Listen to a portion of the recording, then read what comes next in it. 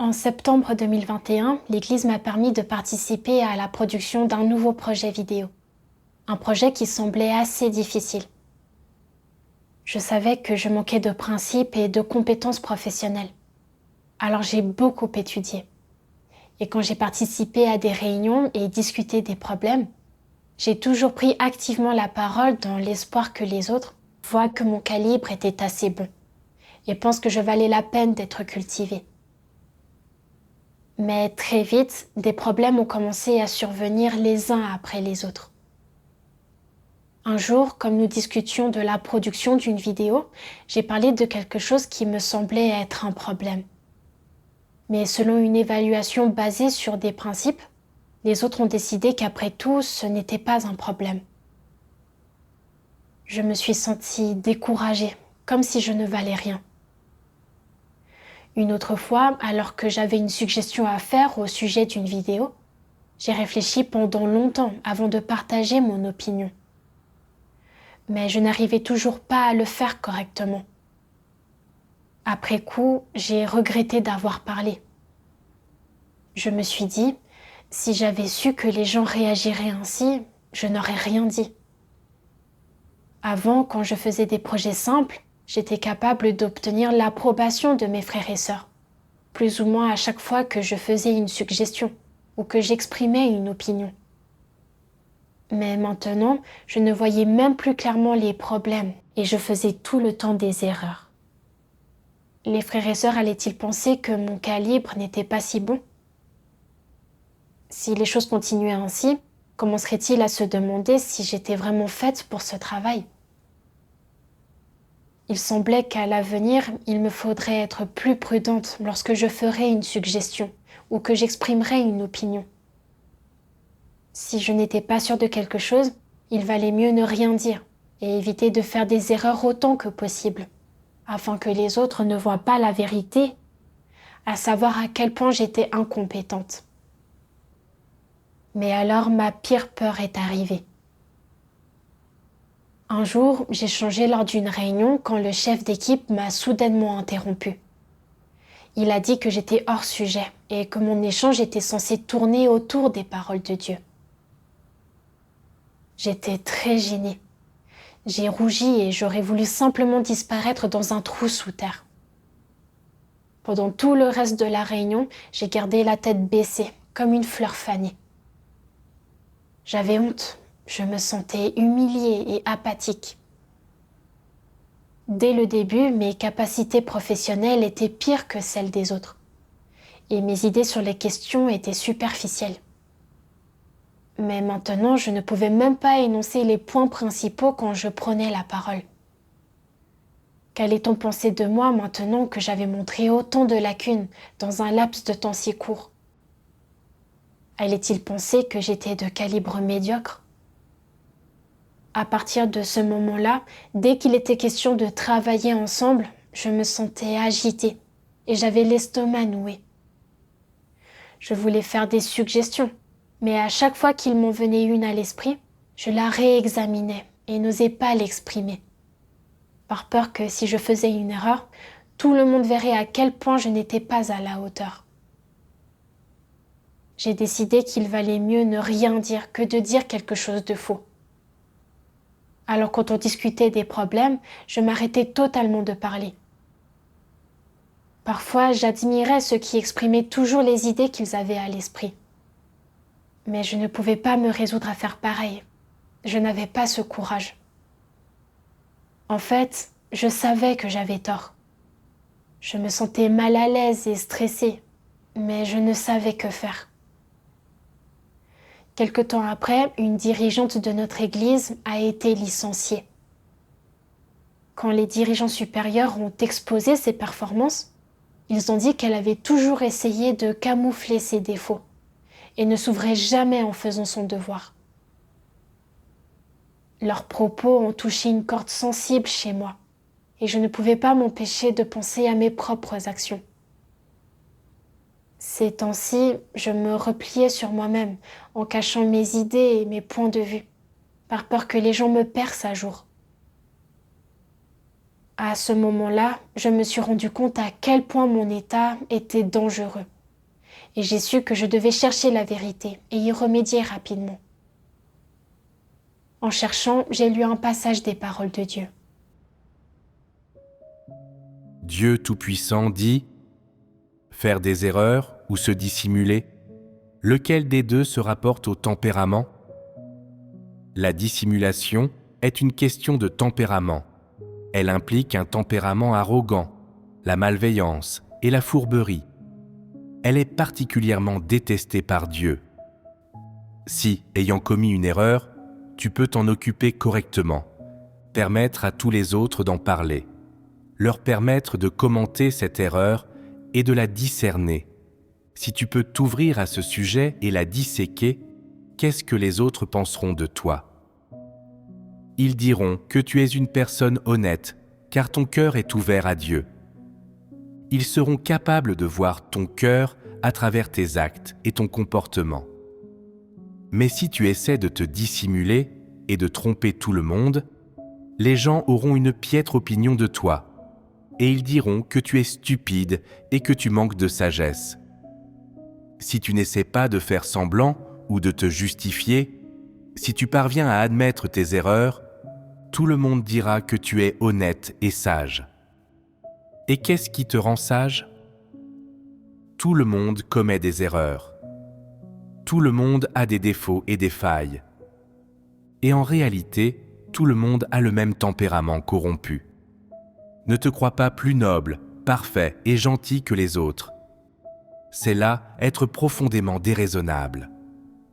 Quand tu seras lucide quant au tempérament corrompu des gens, ainsi qu'à l'essence et au vrai visage de leur corruption, tu n'essaieras plus de dissimuler tes propres erreurs, et tu ne tiendras pas non plus rigueur aux autres de leurs erreurs. Tu seras capable de faire face à ces deux aspects des choses correctement. Ce n'est qu'alors que tu deviendras perspicace et que tu n'agiras pas stupidement, et que tu deviendras sage.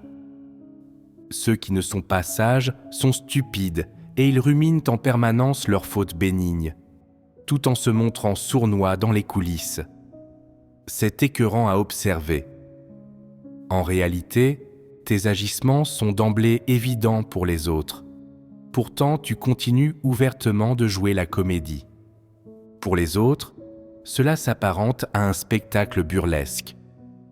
N'est-ce pas stupide ? Si vraiment, les gens stupides n'ont aucune sagesse. Ils ont beau écouter nombre de sermons, ils ne comprennent toujours pas la vérité et ne perçoivent pas correctement les choses. Ils ne descendent jamais de leurs grands chevaux, pensant être différents de tous les autres et plus respectables. Il s'agit là d'arrogance et de suffisance, de stupidité. Les imbéciles n'ont aucune compréhension spirituelle, n'est-ce pas ? Les questions dans le cadre desquelles tu te montres stupide et peu sage sont les questions vis-à-vis desquelles tu n'as aucune compréhension spirituelle et dans le cadre desquelles tu ne peux pas facilement comprendre la vérité. Telle est la réalité. Après avoir lu les paroles de Dieu, j'ai réfléchi sur l'état dans lequel je me trouvais ces temps-ci.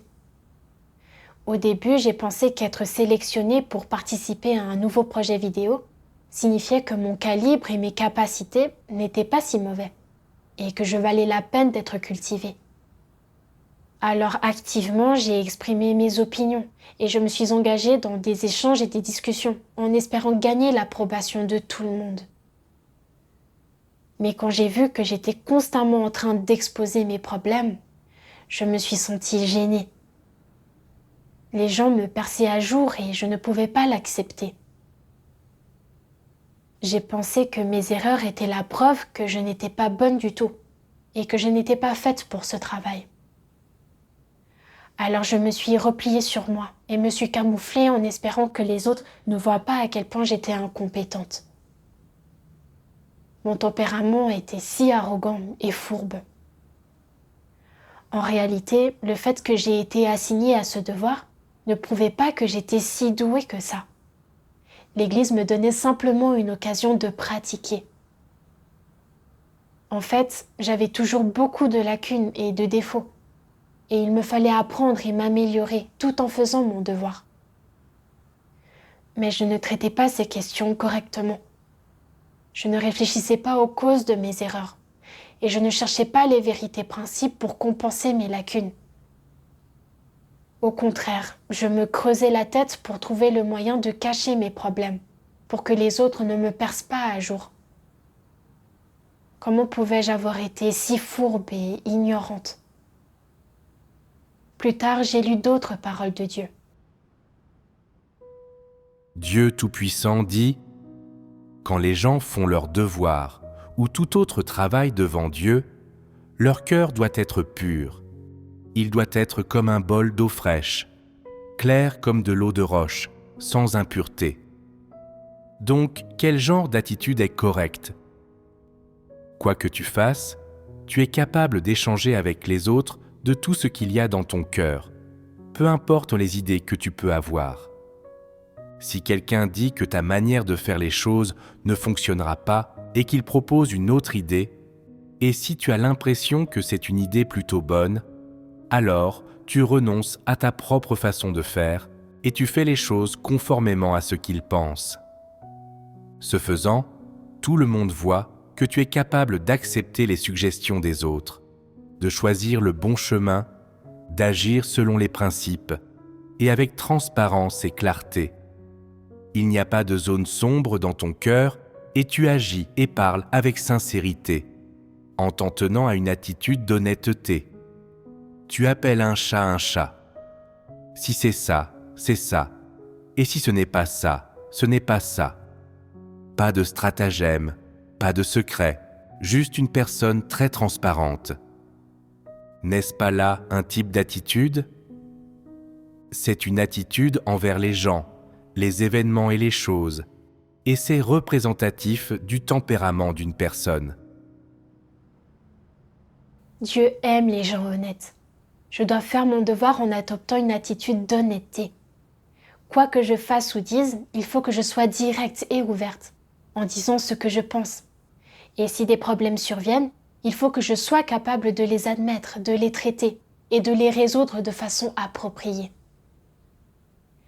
J'ai alors examiné mes erreurs passées une par une. Je cherchais les raisons pour lesquelles les choses s'étaient mal passées. J'essayais de comprendre les principes liés. C'est alors seulement que j'ai pris conscience que faire des erreurs nous permettait de découvrir nos points faibles et de les compenser à temps, ce qui est une bonne chose. J'ai toujours été préoccupée par ma propre image et mon statut, me renfermant sur moi-même, présentant une fausse façade, ne partageant pas mes idées et ayant peur d'exposer mes défauts. En faisant cela, je ne serai jamais capable de compenser ce dont je manque, et mes progrès seraient lents. Est-ce que je ne creusais pas ainsi ma propre tombe? Après en avoir pris conscience, j'ai commencé à changer de mentalité. En discutant du travail avec les autres frères et sœurs, et en faisant des suggestions sur les vidéos, j'ai exprimé tous les points de vue que j'avais à l'esprit, sans essayer de deviner comment cela serait perçu. Bien que certaines de mes idées et opinions soient erronées, grâce aux corrections et aux conseils de mes frères et sœurs, j'ai commencé à comprendre certains principes qui étaient impliqués. Petit à petit, je suis devenue moins contrainte et je me suis sentie mieux. Mon cœur était plus léger. Au bout d'un moment, nous avons dû adopter une nouvelle technologie pour améliorer la qualité des vidéos. Cette technologie était nouvelle pour moi. Mais en discutant et en apprenant les compétences nécessaires avec les autres, j'ai commencé à la comprendre un petit peu.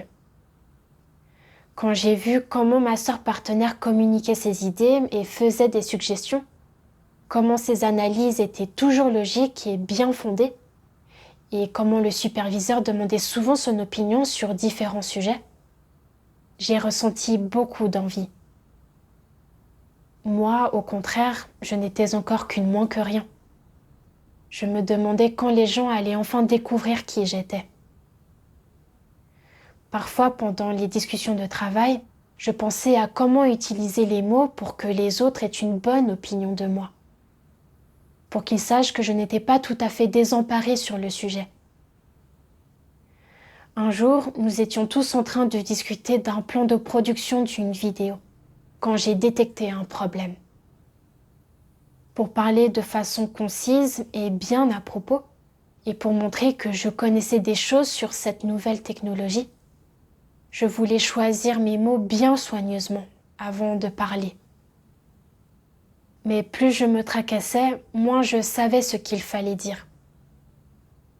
À la fin, ma sœur partenaire a soulevé le problème pour moi. Plus tard, j'ai pensé à une solution. Ma sœur partenaire et moi-même pourrions discuter avant de ce qu'il y avait à dire. Puis j'échangerai sur mon point de vue avec les autres dès le début de la réunion. De cette façon, je serai capable de mieux m'exprimer et je ressentirai un sentiment de présence dans notre équipe. Le problème était que quand je participais à des discussions seule, je n'osais toujours pas exprimer mes points de vue. Je préférais attendre que tout le monde ait exprimé son opinion, me contentant d'acquiescer en faisant semblant d'avoir compris ce qui avait été dit. Cela a continué jusqu'au point où je n'assumais aucun fardeau en discutant des problèmes. En les écoutant parler, je décrochais parfois, voire je somnolais. Un jour, ma sœur partenaire est venue me voir et m'a fait remarquer que je ne faisais pas mon devoir aussi activement qu'avant. Elle m'a demandé si quelque chose n'allait pas dans mon état, et je me suis ouverte à elle sur mes récentes révélations. Elle a utilisé son expérience pour m'aider et m'a envoyé des paroles de Dieu qui disent « Les antéchrists croient que s'ils parlent trop, exprimant constamment leur point de vue et échangeant avec les autres, tous les gens les perceront à jour. Ces derniers penseront que l'antéchrist manque de profondeur et n'est qu'une personne ordinaire, et ne le respecteront pas. Que signifie perdre le respect pour l'antéchrist ? Cela signifie la perte, dans le cœur des autres, de son statut estimé, ce qui le fait paraître médiocre, ignorant et ordinaire. C'est ce à quoi les antéchrists espèrent ne pas être confrontés. Par conséquent, quand ils voient dans l'Église les autres qui sans cesse s'ouvrent et admettent leur négativité, leur rébellion contre Dieu, les erreurs qu'ils ont commises hier ou la douleur insupportable qu'ils ressentent du fait de leur manque d'honnêteté aujourd'hui, l'antéchrist considère ces gens comme stupides et naïfs, car il n'admet jamais de telles choses lui-même, gardant ses pensées dissimulées. Certaines personnes parlent rarement, car elles ont un calibre médiocre ou sont simples d'esprit, ou encore n'ont pas de pensée complexe. Mais lorsque les antéchrists parlent rarement, ce n'est pas pour la même raison.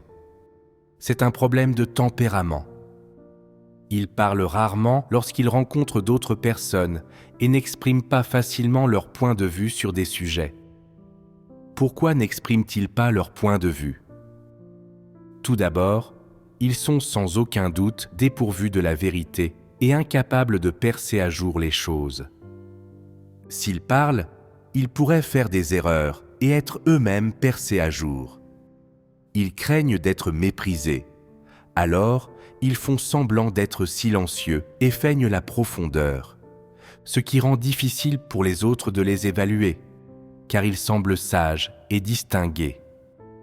Avec cette façade, les gens n'osent pas sous-estimer l'antéchrist, et voyant son extérieur apparemment calme et composé, ils le tiennent encore plus en considération et n'osent pas lui manquer de respect. C'est l'aspect sournois et malveillant des antéchrists. Ils n'expriment pas facilement leur point de vue parce que la plupart de leurs points de vue ne sont pas conformes à la vérité, mais consistent simplement en des notions et des produits de l'imagination humaine, qui ne méritent pas d'être révélés au grand jour. Ils restent donc silencieux. Ils ne veulent pas être percés à jour, connaissant leurs propres limites. Mais derrière cela, il y a aussi une intention méprisable, celle d'être admirés. N'est-ce pas ce qui est le plus dégoûtant ? Dans le passé, quand je lisais des paroles de Dieu exposant les tempéraments des antéchrists, je ne me suis presque jamais regardée à travers ces paroles. Je pensais que je n'avais aucun statut, et encore moins des ambitions et désirs démesurés. Mais maintenant, en me comparant aux paroles de Dieu, j'ai vu que les antéchrists étaient réticents à exprimer leur point de vue, afin de dissimuler leurs défauts, et qu'ils restaient souvent silencieux pour feindre la profondeur. C'est pourquoi tout le monde autour d'eux pense à tort qu'ils comprennent la vérité et les respectent. N'est-ce pas là ce que je faisais ?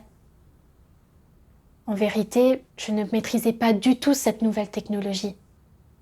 Mais pour sauver la face et pour avoir une assise stable dans le groupe, je ne parlais jamais ouvertement de mes défauts ou incompétences.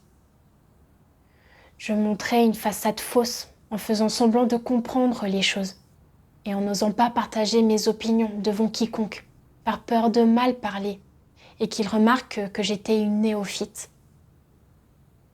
J'en étais arrivée au point de camoufler mes lacunes en me pressant de suggérer, lors des réunions, des choses dont j'avais déjà discuté avec ma binôme.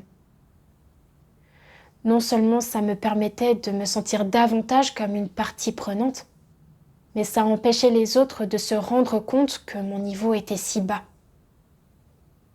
J'étais tellement fourbe. En repensant à tout ça, j'ai pris conscience que beaucoup de gens avaient fait remarquer que je ne parlais pas beaucoup. Je pensais que cela avait simplement à voir avec ma personnalité. Ce n'est que quand j'ai été exposée aux paroles de Dieu que j'ai compris que je gardais le silence pour empêcher les autres de me percer à jour. J'avais agi comme cela avant aussi quand j'accomplissais mon devoir. Parfois, je détectais des problèmes, mais je me retenais de dire quoi que ce soit s'il n'était pas encore assez clair pour moi. Au lieu de cela, j'attendais jusqu'à comprendre le problème clairement. Puis j'exprimais mon point de vue méthodiquement et logiquement. Comme je faisais cela, avec le temps, tout le monde pensait que j'avais un bon œil pour détecter les problèmes.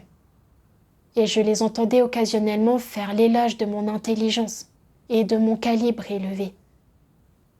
Cela me flattait. En voyant la façon dont quelques-unes de mes autres sœurs étaient directes, disant ce qu'elles pensaient, et l'admettant quand elles ne comprenaient pas quelque chose, je les regardais de haut. Je me disais qu'elles parlaient sans réfléchir suffisamment, et que les autres allaient tout de suite voir à quel point elles étaient incompétentes. Je savais que je ne pouvais pas agir comme cela. À présent que j'avais pris conscience de tout cela, je savais que mon tempérament antéchrist était grave. Je montrais une façade fausse pour obtenir un statut et faire que les autres aient une bonne opinion de moi. Je me souciais trop du statut et j'avais une trop haute opinion de moi-même. Je voulais en permanence être une personne sans défaut et je refusais d'être une personne ordinaire. C'était vraiment arrogant et irrationnel de ma part. J'ai pensé à ma participation à ces projets vidéo complexes. Non seulement j'avais l'occasion d'améliorer mes capacités professionnelles, mais dans la foulée, je pouvais comprendre plus de principes. C'était quelque chose de formidable. Or, au lieu de travailler dur pour acquérir de nouvelles compétences et de nouveaux principes avec mes frères et sœurs, j'avais passé mes journées à négliger mon devoir. Je pensais de manière tordue, m'inquiétant de gagner ou de perdre l'estime des autres, et essayant de tout faire pour protéger ma propre image. J'avais été tellement insensée. Après avoir cru en Dieu pendant tant d'années, je ne savais toujours pas ce que je devais privilégier dans mes poursuites. J'avais imprudemment perdu tellement de temps précieux. Et pour finir, je n'y avais rien gagné. Non seulement je ne faisais pas mon devoir correctement, mais j'étais méprisée par Dieu et je le dégoûtais. Plus j'y pensais, moins je me sentais bien. J'avais honte de moi J'ai alors prié Dieu, souhaitant me repentir. Après cela, j'ai trouvé un chemin de pratique dans les paroles de Dieu. Dieu Tout-Puissant dit : comment se présentent les paroles et les actes des personnes normales ? Une personne normale peut parler avec son cœur. Elle dira ce qu'elle a sur le cœur, sans mensonge ni tromperie. Si elle peut comprendre une question qu'elle rencontre, elle agira selon sa conscience et sa raison. Si elle ne la perce pas clairement à jour, elle commettra des erreurs et échouera. Elle entretiendra des idées fausses, des notions et son imagination personnelle. Et elle sera aveuglée par les illusions qu'elle aura sous les yeux. Tels sont les signes extérieurs d'une humanité normale. Ces signes extérieurs d'une humanité normale satisfont-ils aux exigences de Dieu ? Non. Les gens ne peuvent pas satisfaire aux exigences de Dieu s'ils n'ont pas la vérité. Ces signes extérieurs d'une humanité normale sont les possessions d'un homme ordinaire et corrompu. Ce sont les choses avec lesquelles l'homme naît, les choses qui lui sont innées. Tu dois t'autoriser à montrer ces signes extérieurs et ces révélations. Tout en te permettant de montrer ces signes extérieurs et ces révélations, tu dois comprendre que ce sont les instincts naturels, le calibre et la nature innée de l'homme. Que faire une fois que tu as compris cela ? Il faut le traiter correctement. Mais comment devrais-tu mettre cela en pratique ? Cela se fait en lisant davantage les paroles de Dieu, en t'équipant davantage de la vérité, en apportant plus souvent à Dieu les choses que tu ne comprends pas, les choses sur lesquelles tu nourris des notions et les choses au sujet desquelles tu peux avoir des jugements erronés, pour y réfléchir et chercher la vérité afin de résoudre tous tes problèmes. Comme tu n'es pas un surhomme ni un grand homme, tu ne peux pas pénétrer et comprendre toutes choses.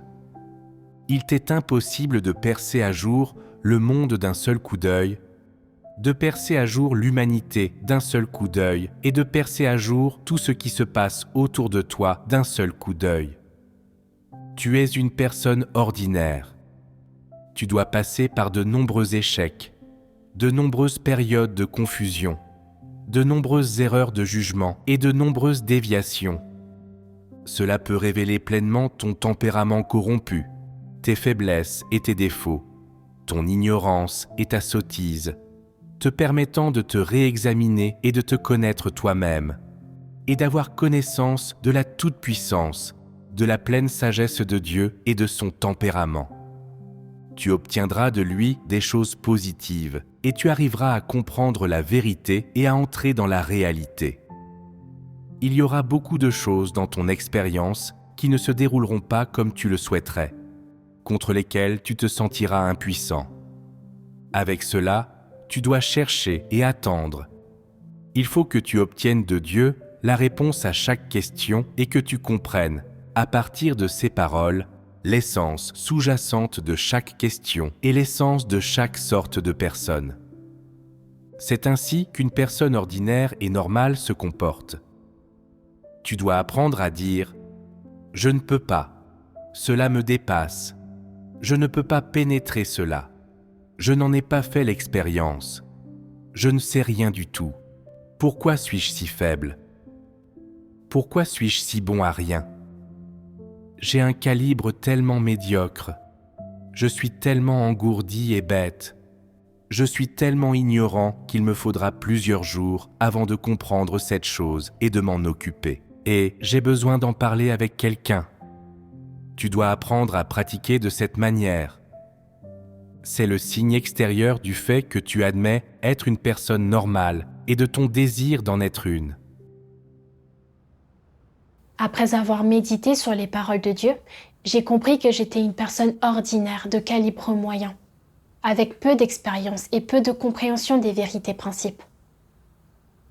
Quand je me trouvais face à une nouvelle technologie et à de nouveaux problèmes, parfois je ne parvenais pas à comprendre et je faisais des erreurs. Mais c'était normal. J'ai dû reconnaître et accepter mes défauts et mes lacunes et chercher les vérités principes pour résoudre le problème. Ce n'est qu'en faisant cela que je pourrai améliorer en continu. Après avoir pris conscience de tout cela, mon esprit s'est illuminé. Je voulais pratiquer en accord avec les exigences de Dieu. Arrêter de faire semblant et de tromper les autres. Me conduire et faire mon devoir de façon terre à terre. À un moment, nous étions un groupe à discuter de la manière de rectifier une vidéo avec notre superviseur.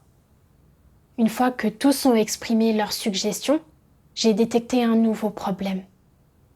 Mais je n'étais pas sûre d'avoir raison. J'avais quelques inquiétudes. Je me suis dit, dois-je leur faire remarquer ? Si je soulève une question qui n'est pas vraiment un problème, je vais m'exposer aux yeux des autres comme une personne ignorante et lourde.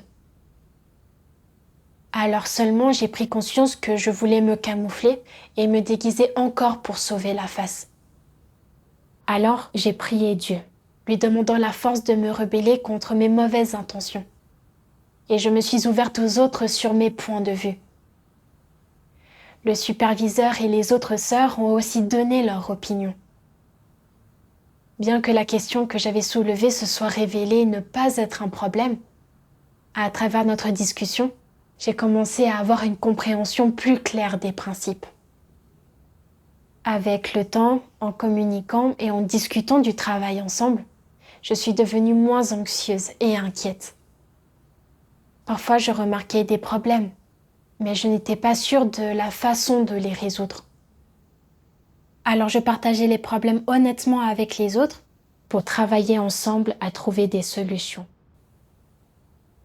Parfois, je proposais une solution, mais on découvrait au cours de la discussion qu'elle n'était pas adaptée. À ces moments-là, j'admettais que j'avais tort et je discutais avec tout le monde sur la manière de régler le problème pour obtenir de meilleurs résultats. En pratiquant ainsi, mon cœur était plus calme et plus détendu, et j'étais capable de faire ma part dans mon devoir, si petite soit-elle. J'ai appris par expérience personnelle que me conduire comme cela et faire mon devoir de cette manière m'aidait à me sentir paisible, à l'aise et libérée.